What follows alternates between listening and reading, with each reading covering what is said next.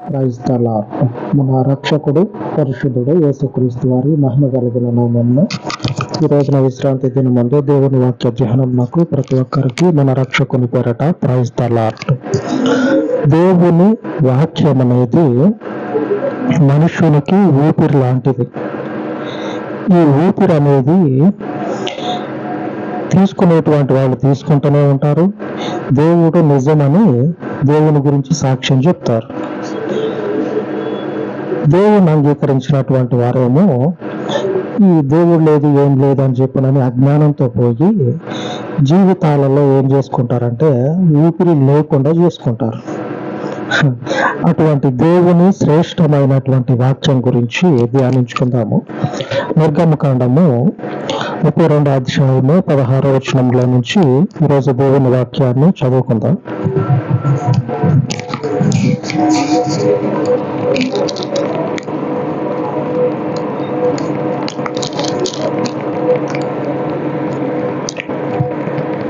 ఆ పలకల మీద చెక్కబడిన వ్రాత దేవుని వ్రాసెను. 16వ వచనంలో రాబడిన మాట, ఆ పలకల మీద చెక్కబడినటువంటి రాత దేవుని చేతితో రాయబడినటువంటి రాత. ఆ పలకల మీద ఏమున్నదంటే ఇదంతా మనకు ఉపయోగం లేదు, ఈ విషయాలన్నీ కూడా పరిశుద్ధ గ్రంథంలో రాయబడిన విషయాలన్నీ కూడా మనకు అక్కడికి వచ్చేవి కావు, అసలు ఇదంతా కూడా వ్యర్థమైంది, ఇంకా ఏ మాట అయితే ఉపయోగించకూడదో అటువంటి మాటలను ఉపయోగించి మాట్లాడుతూ ఉన్నారు. అయితే మాట్లాడేటువంటి వాని జీవితంలో ఊపిరి అనేది లేకుండా పోతుంది. అది తర్వాత విషయం. ఊపిరి తీసుకోవాలంటే ఈ లేఖనాలని ఎవరైతే హృదయంలో ఉంచుకుంటారో వాళ్ళకి జీవం అనేది అలాగే నిలబడి ఉంటుంది. అలాగనే ఉంటుంది నిలబడి.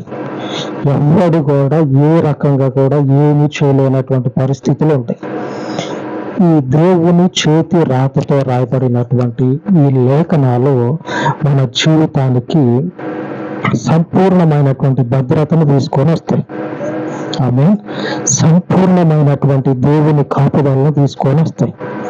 మరెవ్వడు కూడా దేవుని యొక్క ఆజ్ఞలను అనుసరించేటువంటి వాళ్ళు ఎవరైతే ఉంటారో అటువంటి దేవుని ఆజ్ఞలు అనుసరించేటువంటి వాటిని ఎవడైతే తప్పించాలని చూస్తూ ఉన్నాడో అటువంటి వాళ్ళకి దేవుడు ఏం చేస్తాడంటే జీవితంలో వాళ్ళు నిలదొక్కునేటువంటి పరిస్థితులు వస్తే ఆ పరిస్థితులన్నిటిని కూడా పక్కకు తోసేస్తాడు.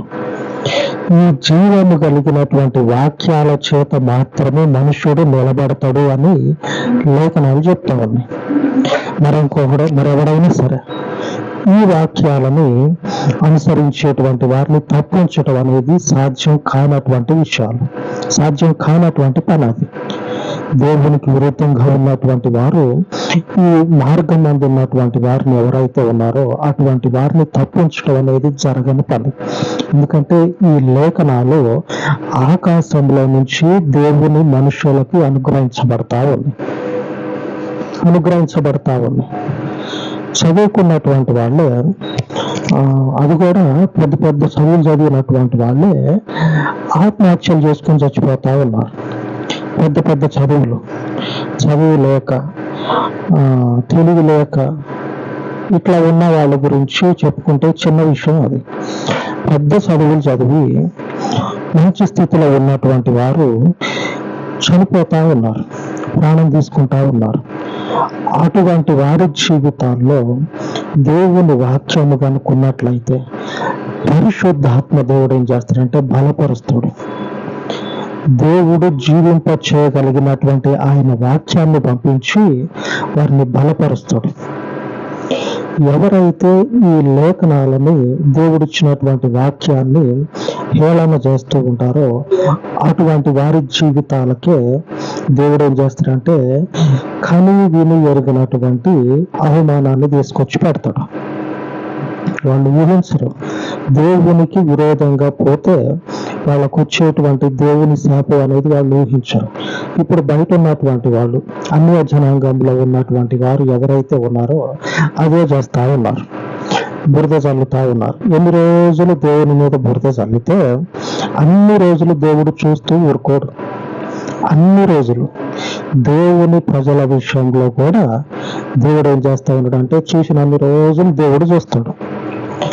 ఆ తర్వాత వారికి తప్పకుండా తీర్పు తీరుస్తాడు. ఇట్లాగా దేవుని ఇంటిలో ఉన్నటువంటి మనుషులకే దేవుడు తీర్పు తీర్చినప్పుడు, వెలుపట ఉన్నటువంటి వాళ్ళకి, బయట ఉన్నటువంటి వాళ్ళకి ఖచ్చితంగా దేవుడు తీర్పు తీరుస్తాడు.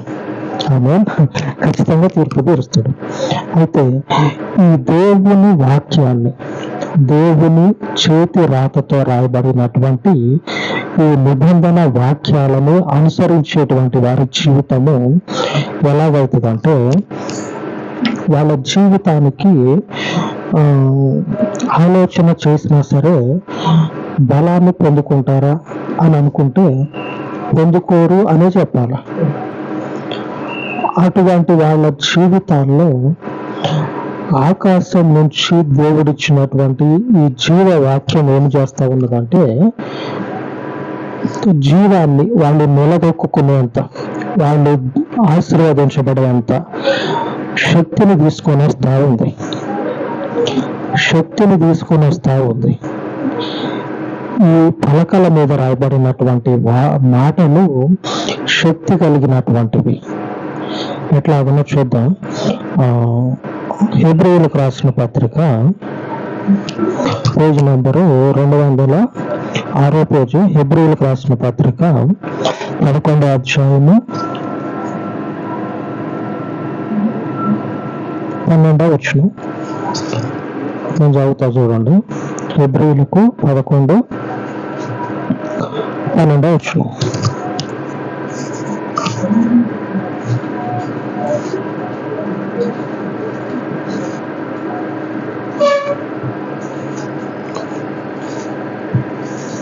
Page number 207 page.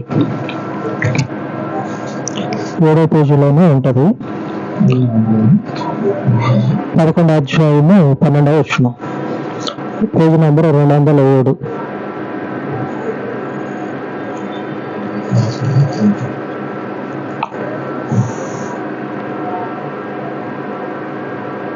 నేను చదువుతా చూడండి. 11:12. అందుచేత మృత తుల్యుడైన ఆ యొక్కని నుండి సంఖ్యకు ఆకాశ నక్షత్రముల వలెను, సముద్ర తీరమందలి లెక్కింప సఖ్యము కాని ఇసుక వలెను సంతానము కలిగెను. దేవుని యొక్క శక్తి కలిగినటువంటి వాక్యము భూమి మీద ఉన్నటువంటి మనుషుని మృత తుల్యుడైనటువంటి, అంటే ఈ బతికినా కానీ చచ్చినటువంటి మనుషునితో సమానము అని ఎంచబడిన వారు ఎవరైతే ఉంటారో వారిలో నుంచి దేవుని యొక్క శక్తి కలిగినటువంటి వాక్యము పని చేస్తా ఏం చేస్తుందంటే, లెక్కకు మించి లెక్క పెట్టలేనంత మంది మనుషులని దేవుడు పుట్టించిండంట. దేవుని వాక్యము ఆకాశంలో నుంచి ఇవ్వబడుతుంది. ఆ పలకల మీద రాయబడినటువంటి వాక్యము, మాటలు శక్తి కలిగినవి. ఈ శక్తి కలిగినటువంటి ఈ మాటల మీద జీవము లేనటువంటి, అంటే చచ్చిన శవంతో సమానంగా ఉన్నటువంటి వారు ఎవరైతే ఉన్నారో వారు ఈ పలకల మీద రాయబడినటువంటి వాక్యాన్ని హృదయం అందించుకున్నట్లయితే ఫలింపజేయబడతారు. దేవుని చేత ఫలింపజేయబడతారు. వాళ్ళ జీవితంలో ఫలము అనేది, అభివృద్ధి అనేది, జీవము అనేది వాళ్ళు చూస్తారు.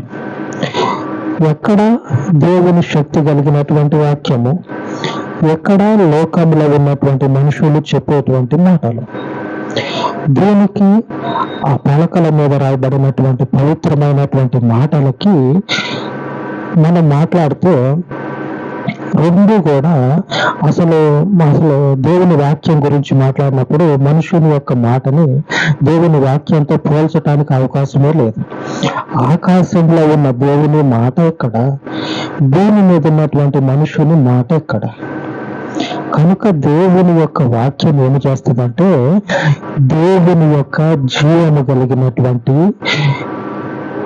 జీవింపచేయగలిగినటువంటి శక్తిని భూమి మీద ఉన్నటువంటి మనుషుల యొక్క జీవితాల్లో మృతతుల్యుడైనటువంటి ఆ ఒకని నుండి జీవింపచేయగలిగినటువంటి శక్తిని అనుగ్రహిస్తుంది.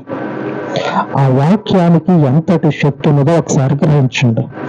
ఆ పలకల మీద రాయబడినటువంటి మాటలు ఏదో బతకటానికో 4 మాటలు చెప్పి మనుషులకి కళ్ళు మూసేపించి నడవండి అని చెప్పినని చెప్పడానికో కాదు. జీవము కలిగినటువంటివి ఒక మనుషుని యొక్క జీవితంలో బతకలేనటువంటి పరిస్థితుల్లో, చచ్చినటువంటి శవంతో సమానంగా ఉన్నటువంటి పరిస్థితుల్లో ఈ వాక్యం ఏమి చేస్తుందంటే మనుషునికి జీవాన్ని తీసుకొచ్చి పెడుతుంది. అందుకే ఆకాశంలో నుంచి భూమి మీదకి దిగి వచ్చినటువంటి ఈ వాక్యానికి అంతటి శక్తి ఉంటుంది. అంతటి శక్తి ఆ ఒకని నుండి ఇప్పటి వరకు కూడా మనుషుల జీవితాల్లో జీవము లేనటువంటి బతకలేనటువంటి వాళ్ళ జీవితాల్లో దేవుని శక్తి కలిగిన కార్యాలను జరిగిస్తూ ఉంది. దేవుని జీవము కలిగినటువంటి కార్యాలను జరిగిస్తూ ఉంది. ఈ శక్తి ఏ మనుషుని యొక్క మాటతో సమానమైంది కాదు. ఏ మనుషుని మాటను ఈ జీవము కలిగినటువంటి మాటతో సమంగా చేయలేము. ఎందుకంటే ఆకాశంలో ఉన్నటువంటి దేవుని శక్తి అటువంటిది. ఆ శక్తి మన జీవితాలకి ఇప్పటి వరకు రేపటి రోజున కూడా జీవాన్ని అనుగ్రహిస్తుంది. ఇంకొక లేఖనాన్ని చూద్దాం. పేతురు రాసిన పత్రిక 2వ పేతురు పేజీ నంబరు పేతురు రాసిన పత్రిక 1వ అధ్యాయము 21వ వచనం, పేజీ నంబరు 218, 218వ పేజీ, 1వ అధ్యాయం చివరి వచనం.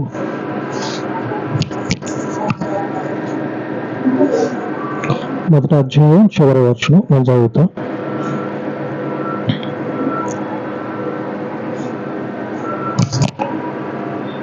చదవాలి. ఏలయనగా ప్రవచనము ఎప్పుడునూ మనుషుని ఇచ్చని బట్టి కలగలేదు, గాని మనుషులు పరిశుద్ధాత్మ వలన ప్రేరేపింపబడిన వారై దేవుని మూలముగా పలికిరి. సంఘాలలో, చర్చిలలో చెప్పబడుచున్నటువంటి వాక్యం అంతా కూడా, మాటలన్నీ కూడా ఈ మనుషులు దేవుని మూలంగా పరిశుద్ధాత్మని చేత పలుకుతా ఉన్నారు. ఈ వాక్యం ఏమి చేస్తుందంటే ఒక మనుషునికి ఆయువుని తీసుకొస్తుంది. మనం పుస్తకాలు తిరగేస్తే జీవం అనేది నిలబడదు.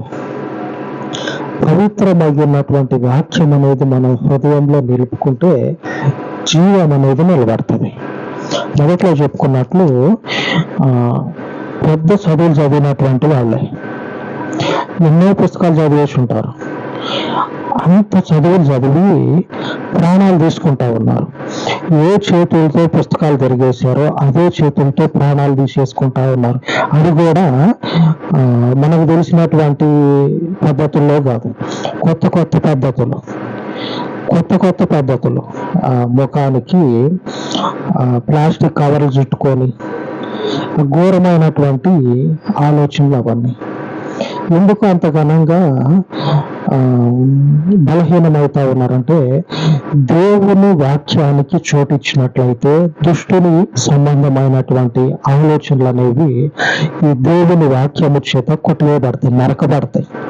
దేవుని వాక్యం ఏం చేస్తుందంటే ఆ విధమైనటువంటి ఆలోచనలు నరికేస్తుంది. కొత్త పద్ధతులు ఎంచుకుంటా ఉన్నారు. చనిపోవటానికి కూడా, ప్రాణం తీసుకోవటానికి కొత్త పద్ధతులు కనుక్కుంటా ఉన్నారు. ఎంతటి భయంకరంగా వాళ్ళ జీవితాలు ముగిస్తా ఉన్నాయో చూడండి. చదువుకున్నటువంటి వాళ్ళే. దేవుని జీవవాక్యము మన జీవితాల్లో ఆయన యొక్క ప్రభావాన్ని చూపిస్తుంది. ఈ వాక్యము ఏ పుస్తకాల్లో దొరకదు. ఆకాశంలో ఉన్న దేవుడు ఏం చేస్తాడంటే ఆయన పరిశుద్ధాత్మని సంఘంలోనికి పంపించి సేవకుని ద్వారా ఆయన ప్రజలకు తెలియజేస్తూ ఉంటారు. లేఖనం ఎప్పుడైనా సరే పరిశుద్ధ గ్రంథంలో రాయబడినటువంటి మాటలన్నీ కూడా మనుషుని ఇచ్ఛను బట్టి కలగల. అంటే ఒక మనుషుడు ఆ మనుషుని యొక్క కోరిక ప్రకారంగా ఈ వాక్యాన్ని చెప్పట్లా, దేవుని ఆత్మ మూలంగా చెప్తా ఉన్నారు. దేవుని ఆత్మ మూలంగా చెప్పబడినటువంటి ఈ వాక్యాన్ని అనుసరిస్తే ఏం జరుగుతుందంటే, ఈ వాక్యాన్ని అనుసరిస్తే ఈ 2000 సంవత్సరాలే కాదు, మరింకా ఒక 4000 సంవత్సరాలు అయినా సరే పరిస్థితులన్నీ తలకిందులవుతాయి. పరిస్థితులన్నీ అప్పటికి తలకిందులవుతాయి. ఆ పరిస్థితుల్లో కూడా మనుషునికి క్షేమం కలుగుతుందంట. ఈ వాక్యాన్ని అనుసరిస్తే, ఈ వాక్యాన్ని గనక హృదయంలో ఉంచుకుంటే, వేల సంవత్సరాలు గడిచి టెక్నాలజీ ఎంత పెరిగిపోయి మనుషుడికి గిట్టనటువంటి పరిస్థితులు వచ్చి ఉన్నా సరే దేవుని క్షేమం అనేది ఈ పరిశుద్ధాత్మ చేత చెప్పబడినటువంటి వాక్యాన్ని అనుసరించటం ద్వారా కలుగుతుందంట. ఒకసారి లేఖనం చూద్దాం ఎలాగనో. ద్వితీయోపదేశకాండము పేజీ నెంబరు 5వ అధ్యాయము, ద్వితీయోపదేశకాండం 5వ అధ్యాయము పేజీ నెంబరు 151.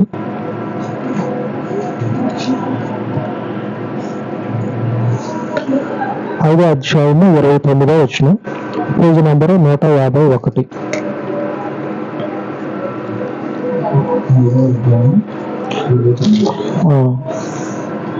29, 5:29, page number 151. ద్వితీయోపదేశకాండం 151 పేజీది అదే వస్తుంది.